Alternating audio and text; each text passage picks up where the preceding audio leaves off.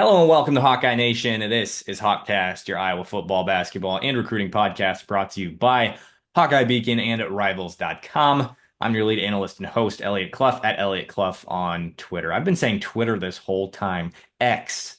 It's 2025, Eliot. Let's get it together. Joined by managing editor Ross Binder here on this Tuesday afternoon. You'll be listening on Wednesday. But before we get started, make sure that you hit subscribe on YouTube, drop a like, drop a comment, listening on Apple Podcasts, drop a review and a rating. That helps us out a lot. So please do that.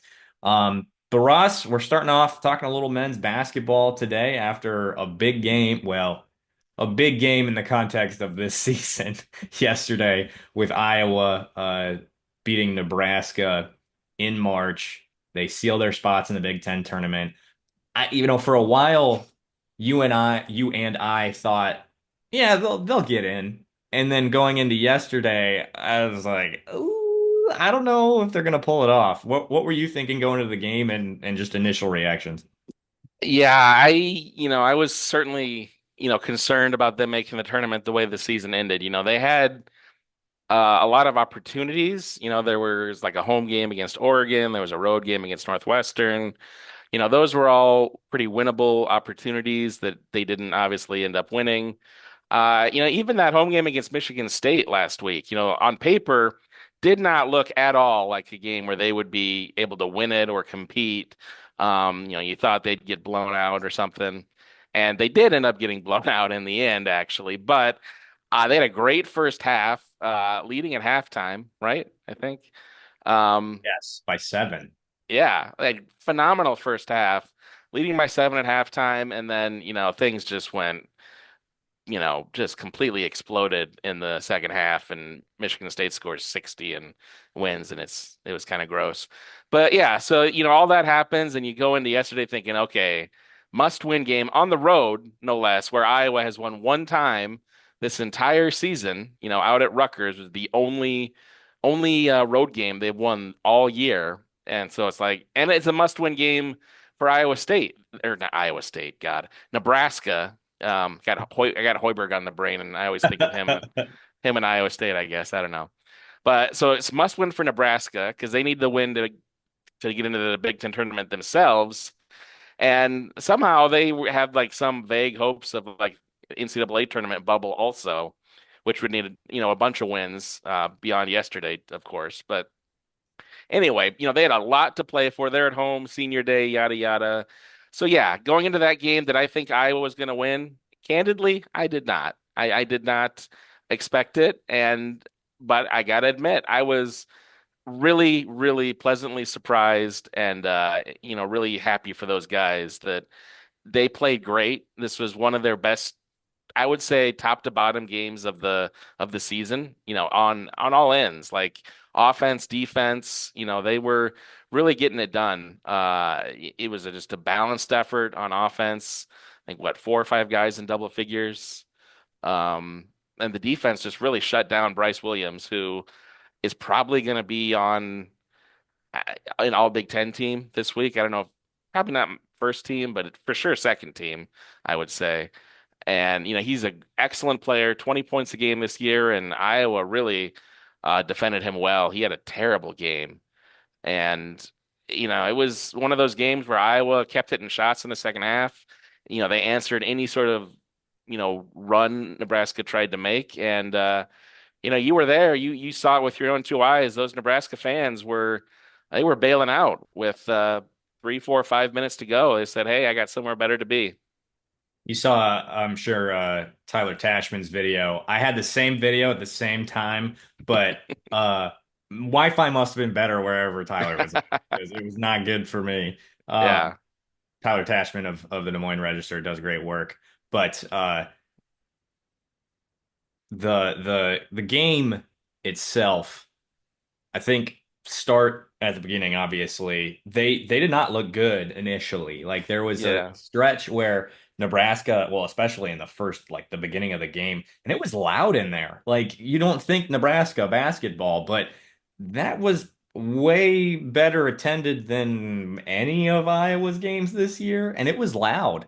Yeah. And couple threes to start the game. Sam Hoiberg hit a couple, and I think it was either Jawan Gary or Bryce Williams that hit a couple as well. And it wasn't looking great. I mean, they were down early, but Price really carried the load, the scoring load in the first half. Yeah. 11 points in the first half. Finished with 16 and 11. 16 the most points he scored in a Big Ten game, and his first double-double of his career at Iowa. I don't know that I've ever seen him rebound like that. Yeah. He's really, really taken it to another level this season, taking that sophomore leap that folks hope to see at Iowa. And honestly, I think Brock Harding has too, for as much as people rag on him. I think he's been, I mean, he was good yesterday too. Yeah. I mean, I think he's been kind of swept under the rug in this performance. I mean, he had 12 points on 4 of 7 shooting, 3 of 5 from three. He's gotten so much more consistent with his jump shot. Yeah, and that's huge for him. I think people get hung up kind of on some of the stuff that Harding can't do as well, like defense. And I think there's some frustration around like the turnovers. Sometimes, he gets going and he's just kind of up in the air or like trapped in a corner or something. But I do think that kind of is people are letting that kind of color their view of him. And it's really overlooked. Like you said, his shooting has gotten a lot better. Um, and just the offense really flows better with him at point guard usually. So yeah, he's not a perfect player, obviously, but there's a lot of things he does well, and he's been able to do those things better this season as the season's progressed for sure. And one has to think that as far as his offensive impact, it isn't contingent on Owen Freeman, but having Owen Freeman on the floor with him makes him better just because they have that chemistry. So, and I'm not trying to make excuses for him, but that is part of the game, right? Yeah. And the chemistry and everything. But uh, like I said, Price, great first half, considering how everybody else basically was playing. Josh Peyton Dix was Peyton was terrible in the first half. and then he finished 9 of 18 from the floor, only 2 of 9 from three. But I looked down at the scoreboard at one point in the second half, and I turned to the other media members next to me from the Daily Iowan, and I said, "Peyton has 20." Like Yeah. what? Um, and he ended up finishing with 22. Yeah, the thing that impressed me about Iowa's offense, like when they got back in the game in the kind of the back half of the first half, and especially in the second half, was it felt like there was a lot of really good motion on offense, a lot of good cutting. They weren't just we've seen them, and Fran has talked about this a lot. A lot of times when they're struggling, they're happy to get shots up quick. They just launch threes, launch threes, launch threes. And if those aren't falling, those turn into transition buckets for the other team like immediately, usually. And they weren't doing a lot of that yesterday. They were more patient, and the movement on offense was a lot better. They were getting a lot of good looks in the paint around the basket. And like Peyton, like his 3-point shot never really got going yesterday, but he still wound up with 20 some points because he was finding other ways to score and be effective. So yeah, that was just a really strong offensive game where they avoided a lot of those, you know, faults and flaws that they've kind of let themselves give into in other games this year. Yeah, there were a couple moments in the second half where it seemed like they were just trying to kill clock, and they put the ball in Josh Dix's hands, and everybody just it was an ISO, and he just had to create something himself. But ultimately, they ended up figuring it out and separating themselves from. It helped that Nebraska couldn't hit water Yeah, if they fell out of a boat, but yeah. um, Nebraska went ice cold in the second half. They were just yeah. it was terrible. Additionally, you mentioned some of the designs and what have you. The play that Iowa ran right before the half, I thought was really, really impressive. Nebraska had fouls to give, so they gave them with the last like 30 seconds in Iowa's final possession. And I need to go back and watch it, but I believe Drew Thelwell got the entry pass, and they ran a backdoor screen for Peyton, and he got a layup, contested layup, but he got it to go. And I just thought that was really well designed by Fran. Um, Yep. and it wasn't out of a timeout. It was just like, here's what we're doing, and then bam, layup. Yeah. Iowa's had a lot of moments this season where, well, particularly towards the end of the first half where they're playing really well and then stuff just falls off a cliff. And they look like they haven't played the end of a basketball game before, or end of a quarter, or end of a half. And it didn't look like that. And it hasn't looked like that the last few games. So that's something that they've improved on. But Yeah, this team is I've never I haven't seen a lot of teams like this one where when things go bad, they really snowball. Like this team has had definitely had a tendency this season to once things start going wrong, they can just they have a hard time getting back on track, and instead things just go. It's like an avalanche downhill, basically. yes, But yeah. But didn't happen yesterday, did not happen yesterday. Nope. which was key to them getting that final Big Ten tournament spot. Chance to do something tomorrow as we're putting this out tomorrow, and then they'll be playing on Wednesday at 5:30, about 5:30 on Peacock against Ohio State. They'll be the number 15 seed playing against the 10 seed Ohio State. Last time those two teams played each other was not good. I believe right around that time was when Owen Freeman elected to have surgery and be out the rest of the season. It was right after that. I know he played in that game, but it was still super ugly on the road. Um, Well, it was another one of those games where because I was looking it up yesterday when we got the matchup, and it was another one of those games where the first half was pretty good. I think it was pretty fairly close at halftime, and then the second half, Ohio State went on a big run pretty shortly right after halftime, build up a huge like 15, 20 point lead, something like that. And then they just, were able to coast to the finish after that. It was, again, one of those things where once things started going sour for Iowa, they could not get it back on track at all. Truth Elwell did have a great game in that one, though. He had 20 points. So that was good. that was one where Josh really struggled. Dix had Really 0 points. struggled. Yeah, he was Only zero. played only played 25 minutes, 0 Yeah, for 7 from the field. yeah. And when you have and then Peyton Sanford was 5 of 16, finished with 13 points. Like just the stars aligned seemingly that day, where they just looked.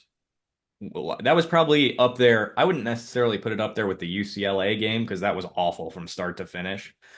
But this was a game where once things started to unravel, like you said, oh wow, it just was awful. And like you Yep. said, Drew Thelwell, good game. Owen Freeman played all right, 14 points, 6 of 13. So not having him is tough, but I mean they've done what they can with that trio of Evan Bronze, Riley Mulvey, and Lodgy Dembele. Um, I really, thought I thought Lodgy had some really good minutes yesterday, especially in the second half. He was really getting after it on the boards, which is something Iowa really needs from those bigs when they're in there. And over the last 2 years he's been at Iowa, I think his approach to rebounding has kind of been hot and cold. Sometimes it's really good, sometimes it's like, what's a rebound? And he was strong yesterday though. He was really getting after it and doing a really good job of either getting the ball or being able to tip it out to another teammate or something. So yeah, yeah. finished the game well, particularly well. Evan Bronze continues playing consistently. I don't think Riley saw the I don't court think Mulvey got on the yesterday. court yesterday. Yeah, he didn't. But yeah, I mean, they're figuring it out at least to a certain degree. Carter Kingsbury got to play in front of some friends and family out there, being from Nebraska. Josh Dix, obviously from Council Bluffs, and had a lot of family there yesterday as well. Man, he and Peyton are clearly the two best players on this team. Like it's not close. And for all of Peyton's struggles, that finishes with 22 points in his final regular season game, clearly doesn't want to go away. Um, Same thing for Josh Dix. I mean, though he finished with 15, there are just segments of the game where it's like, is that dude gonna be an NBA player? Just like he cannot be sped up. He cannot be sped up. He gets his shots off. He gets to his spots, and he controls the game when the ball's in his hands. And just his ability to like weave through traffic and get to the basket too, man. It's hard to imagine where this team would be without him. Oof. I Nah, don't want to think nah, about it. they would not be in Indianapolis this week. I know that much. Yeah, that is true. All right. Speaking of Indianapolis, speaking of the Big Ten tournament, let's move on. Talking a little bit about the women here on HawkCast. Solid run in the tourney, all things considered. Absolutely dismantle Wisconsin for the second game in a row, beat Michigan State, and are about this close to beating Ohio State and making it to the semis, which you look at that team, and we talked about this going into the tournament, but it's like that's not an 11 seed, right? That No. is not that is a top five seed.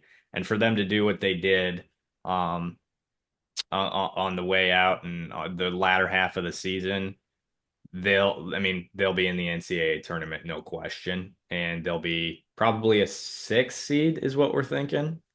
It's looking like six. Yeah, there's a lot of the bracketology mock draft or mock brackets seem to have them as a six, and it seems like that kind of fits with their net ranking too. I think they're 24th or 28th, somewhere in that range in the net. So they have a lot of nice metrics pointing their way. End of the year, great, you know. So yeah, it looks like they're going to be in that 6-7 range, which is a good range. And if you six is really a lot better than seven too, because seven seed, you got a 10 seed in the first round who is should be decent. And then if you win that, you're probably looking at a two seed. And some of those two seeds are pretty scary. Definitely scarier than the three seeds, I would say. And yeah, obviously you don't want that 8-9 game since that's a toss up. And even if you win it, you're looking at a one seed in the second round, which is no fun. Um, but yeah, Iowa is obviously not going to get to host this year. They hosted the last several years. That's not going to be the case, but they are going to have a solid seed, and they should have a really, really good chance to make some noise in the tournament. They're going to have to pull some upsets after that first round game, but they are extremely capable of doing so. The way they played in the second half of in February for sure, the whole month basically, and the way they've been playing in March is just really excellent. Like you said, they dismantled Wisconsin. That game was just never in doubt in the Big Ten tournament. Got a little bit of revenge on Michigan State. Sparty beat them back in December out in East Lansing, and Iowa had a really good, solid game against them too. Especially the second half, they really kind of took control and kept MSU at arm's length pretty well. And then the Ohio State game, yeah, I mean they were just inches away on that one. They Sidney Folter hits a couple threes late, gives them a lead. Um, weren't quite able to hold it. Cody McMahon drew a foul near the end, made two free throws to get what ended up being the lead and the winning margin. And then Iowa had a couple shots down at the other end though to try and win it. A Folter drove the hoop and got a decent shot up. Probably got fouled for being honest, but they didn't call it. And then Iowa had another shot after that, went out of bounds off Ohio State, and they got a jumper from Hannah Stolke, which just hit iron but didn't go in. So yeah, I mean they had a couple great games against. I mean, this team lost three games since the start of February, and they're two games to Ohio State, who's a top 15 team, and they both lost both of those by just a few points. And then the other loss was to UCLA, who, just beat USC yesterday or on Sunday to win the Big Ten tournament and is going to be a one seed in the tournament. So, and they were super competitive with UCLA, in that game to the final second. So, this is a team that has a ton of confidence right now. Lucy Olson is playing great. Hannah Stuckey had some really good games in the Big Ten tournament. Sita Folter, it's kind of that Peyton Sanford thing where the senior doesn't want her season to end for sure. So she's playing really well. And they're getting some of the freshmen stepping up and contributing. I know you wrote about Ava Hayden the other day, and she had a phenomenal breakthrough Big Ten tournament. She is looking like the way I'll put it is the way some people have put it on Twitter is like, man, if she got a year with Caitlin Clark, like the way she runs the floor, she Yeah. doesn't run the floor like a 6'4" post. She Mm-mm. doesn't run the floor like a freshman. She runs Mm-mm. the floor super effectively. It just gives herself opportunities to score. And whereas Iowa didn't have that super tall post in the Caitlin Clark era, it was Monica Sonano, it was Addie O'Grady, it was Hannah Stolke. Um, that's what Ava Hayden is. And I mean, when you look at a post that size, say it's, I mean, that's a 6'4" big. Is that effectively like a 6'10", 6'11", 7-foot center for Yeah, women? Okay. pretty much, I think. Ava Hayden was number 42 recruit in the country according to ESPN, 4-star. You don't get that recruit or that recruit rating simply by just being 6'4", Mm-mm. right? Like her soft touch, her ability to navigate on a pivot foot and find a way to score is like, damn, this team could have used that all year long. Of course, I think some folks are using that to almost nonsensically go after Jan Jensen. And the criticism that Jan Jensen has received this year is just honestly kind of it's just weird in my opinion, in Yeah, that one, it's her first year as a head coach. She doesn't just become Lisa Bluter in year one. right. They just lost the GOAT, Yep.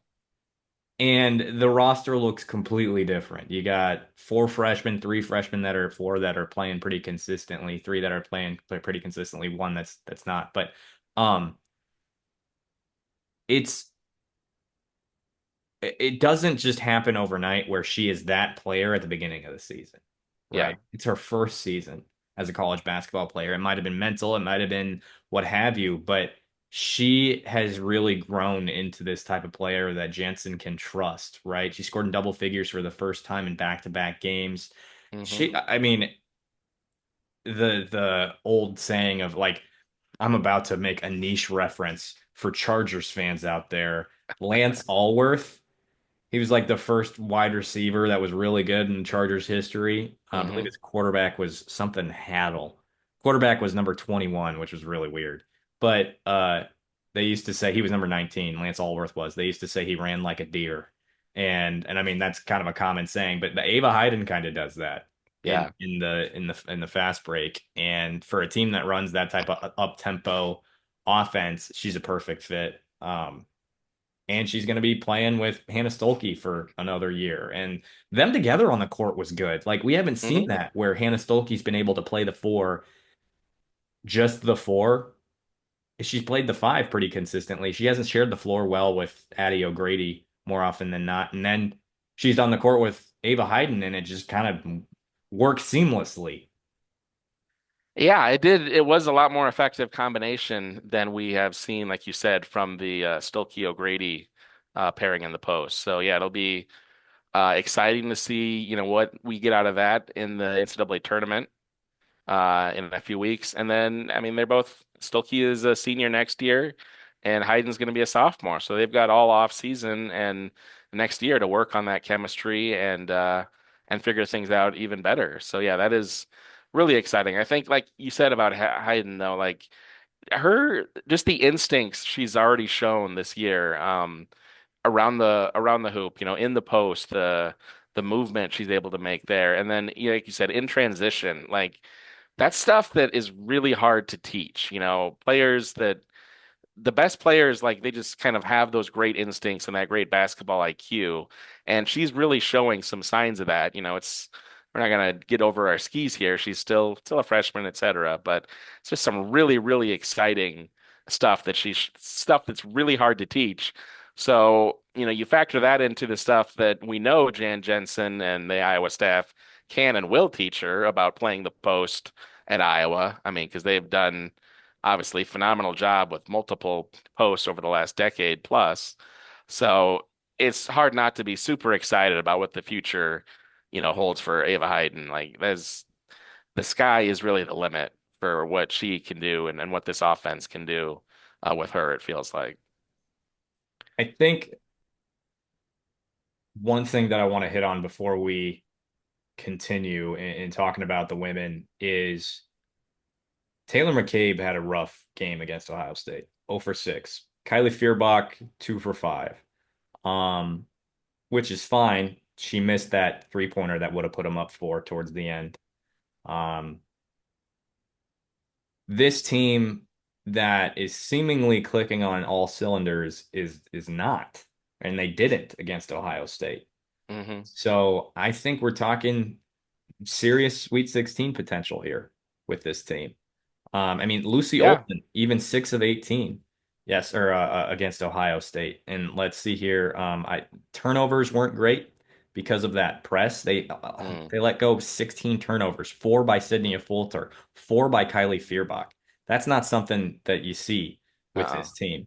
They need to figure that out because the good teams are gonna press them in the Yep. tournament after what they saw against Ohio State. Yep. So that's a weakness that this team still has. And Lucy Olson seemingly was really the only one who could handle it. I mean, Yep. Taylor Stremlo didn't play much because of that reason. Just 4 minutes and 41 seconds for her. Aaliyah Guyton was forcing some things while she was out there the other day too. Hmm. So I think that that's their kryptonite as far as we know right Yeah. now going forward. So that's something that should be over this next, week that they've had until going because they'll get some time off, right? They'll get a little bit of rest, Yep. but you got to practice that because every team's going to Yeah. come out trying to force them to turn the ball over, get easy buckets in transition. I really hope that bracketology is correct and I can cover a game in Cameron Indoor Mm. out there in Durham. That would That be a blast. yeah, if Coach K shows up, I will pass out. Like that just won't be able to cover the game. It'll be like I'll have an emergency if my body hits the floor in a particular way, it'll say Ross, you have to cover the game. Well, a tough end to wrestling this weekend in the Big Ten tournament, Ross. That's your beat for us. Yep. I mean, like you said before we started recording, pretty disappointing. I mean, Ben Keeter was the positive out of this. I don't know that I've Yeah. ever seen a tweet that said Drake Ayala lost. Like straight up. I mean, the stuff pops up on my timeline. It's not my beat. I don't really look at it super closely, but I saw that and I was like, oh no. You know? Yeah. Um, so tell us about it. Tell us about impressions and what you thought out of the weekend. Yeah, it was a tough one. I mean, they went into it. I don't think anybody expected them to contend or win this year because Penn State just has an absolutely stacked lineup this year, even by their standards. Like it's just absurd. I think they had, was it uh 8 1 seeds or 6 1. I don't, it was ridiculous, but just a loaded roster. So everyone thought they would win, and they of course did go on and win comfortably. But Iowa had, a roster and a lineup that looked like it would be able to compete for second at least, and they were a distant second to Nebraska at the end yesterday. Nebraska ended up beating them by about 20 or 15, 20 points, I think, in the team race. It was not close. And the big factor was Iowa just disappointed at multiple weights. Ben Keeter was kind of the one of the few exceptions. He was the 7 seed coming in, and he wound up finishing third at the tournament. He had picked up several solid wins, kind of on the backside. He lost in the second round to the runner-up at the heavyweight, but then he went on a good run. I think he won 4 matches in a row in the consolation bracket. So he was doing some good things. It was nice to see him pick up some wins and kind of get some confidence. That was a positive. And then the other real good takeaway was Mike Caliendo at 165. He was finished second at that weight to Penn State's Mitchell Messenbrink. And that was expected. Caliendo was the 2 seed. He's now 0-5 against Messenbrink. That just kind of has his number. But this was as close as he's come. He lost 4-1, only gave up one takedown. This was the first time actually watching them wrestle where I thought, you know what, there's maybe a chance in the future that he can get this guy. Like the other matches they've had, he just got completely blown off the mat and is just dominated. It's like, all right, I don't see how he ever wins one of these matches. after the way they looked yesterday, it's like, well, maybe there's a path to victory there. He's found a few things that worked for him. So that was a plus, but otherwise, like everybody else finished below their seeds. Drake Ayala was number one seed at 133. He makes the finals. Second start of the second period, gets caught, gets thrown on his back, and gets pinned. Boom. So he's out. It's a tough way to lose. And again, he's the one seed, so he's, projected to win the title. Does not. Stephen Buchanan at 197, Iowa's other one seed. He's been great all year. He's 20 and 0, I think, going into that match, or 21 and 0. He's gotten bonus points just up and down the season. Just really looked awesome. And then it just doesn't come together for him. He can't really get his offense going. Gives up a takedown in the first period, so he's kind of trailing and kind of fighting from behind, and it just never clicks. And he ends up losing 4-2. So Iowa ends up with three in the finals, zero champions, individual champions, and several other guys that had some disappointing losses. Lost to guys that they had beaten earlier in the season, which is kind of a tough beat. You're not guaranteed to win rematches or anything, but when you have several of them, it just kind of stings a lot, I would say. And just a lot for those guys to work on. NCAA's are coming up in about 10 days out in Philadelphia, start around St. Patrick's Day. And, obviously, again, Penn State's going to be heavy, heavy, heavy monster favorite to win. But if I was going to have a chance to, get second or third, they're going to have to wrestle a lot better than they did this weekend. So TBD if they're able to do that. But this was kind of a disappointing performance because they had looked good in dual meets this year, and it did not coalesce the way that anybody was hoping at the Big Ten tournament. You're muted. Thank you. Still plenty of wrestling and basketball to go this spring, and we'll have all that coverage at Hawkeye Beacon. Ross and I there, and of course the women continuing on to the NCAA tournament here shortly. I'll be traveling out to do Yep. that coverage. Yeah, we got the Um, selection show for yep. them next Sunday Yep. night. So yeah, that's when we'll figure out what their seed is, who they're playing, where they're going. So we'll get that all squared away. We'll have that up on the site, Hawkeye Beacon, immediately as soon as we can Sunday night. And then, obviously we'll be back with a podcast next week to talk about that.